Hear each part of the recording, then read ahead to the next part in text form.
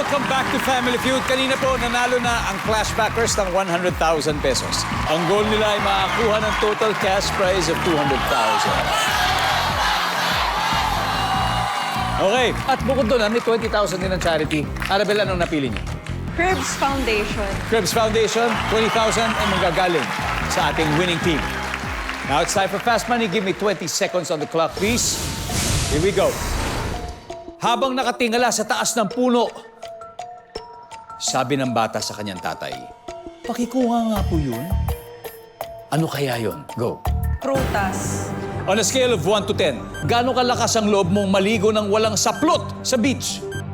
1. Makikita sa office ng manghuhula. Ang mahiwagang bolang kristal. 3-letter word na katunog o karime ng mat. Sat. Ilang piraso ng saging ang nasa isang piling? 12. Let's go, Arabel. Habang nakatingala sa taas, sabi ng bata sa kanyang tatay, "Pakikuha nga po yun sa puno." Ano kaya yun? Sabi, may prutas. Ang sabi ng survey ay... Prutas! Oh! Nice one. On a scale of 1 to 10, gaano kalakas ang loob mo maligo ng walang saplot sa beach? Sabi mo, 1. Ang sabi ng survey. Wow! Wow! Makikita sa office ng manghuhula, sabi mo, bolang kristal. Ang sabi ng survey. Wow! 3-letter word na katunog ng mat. Ang sabi mo, sat. Ang sabi ng survey ay... Meron. Ay, meron. Ilang piraso ng saging ang nasa isang piling? Ang sabi mo, 12 o isang dosena. Ang sabi ng survey, wow, 159! 41 to go. Let's welcome back Vilmark. Kamusta, Vilmark? Sobrang excited po. Wala mo kung ilan ang nakuha ng teammate mo si Arabel. 200 din. Alam mo, hindi malayo. Munti ka na.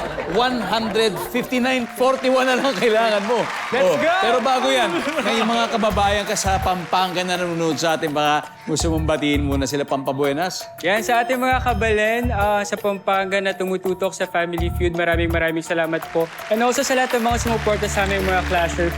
Thank you so much. There you go. All right. Give me 25 seconds on the clock. Let's go. At this point, makikita na ng mga manonood ang sagot ni Arabel. Habang nakatingala sa taas ng puno, sabi ng bata sa kanyang tatay, "Pakikuha nga po yun." Ano kaya yun? Go. Bunga ng puno. Saranggola. On a scale of 1 to 10, gaano kalakas ang loob mong maligo ng walang saplot sa beach? 2. Makikita sa office ng manghuhula. Bolang kristal. Bukod sa bolang kristal, Cards. 3-letter word na katunog o karime ng mat. Rat. Ilang piraso ng saging ang nasa isang piling? 12. 14. Bro, 41 points. Ha?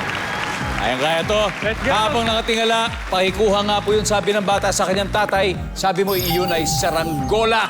Ang sabi ng survey. Answer! Ang top answer ay prutas. Okay? Scale of 1 to 10, gaano kalakas sa loob mong maligo ng walang saplot sa beach? Number 2. Sabi mo, ang sabi ng survey.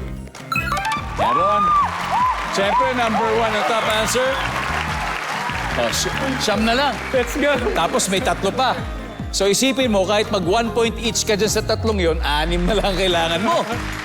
200 points, 200,000 pesos. Let's go! Ilang piraso ng saging ang nasa isang piling? Sabi mo ay 14. Ang sabi ng survey, uy! Eto na. Ang top answer ay 20.